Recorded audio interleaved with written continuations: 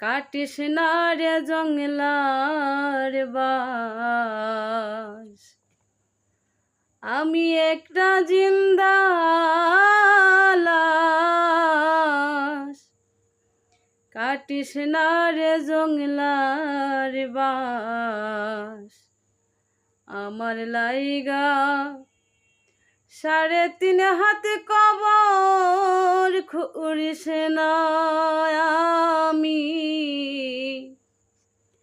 পীড়িতের নলে পুরা মরার পরে আমায় পুরিস না আমি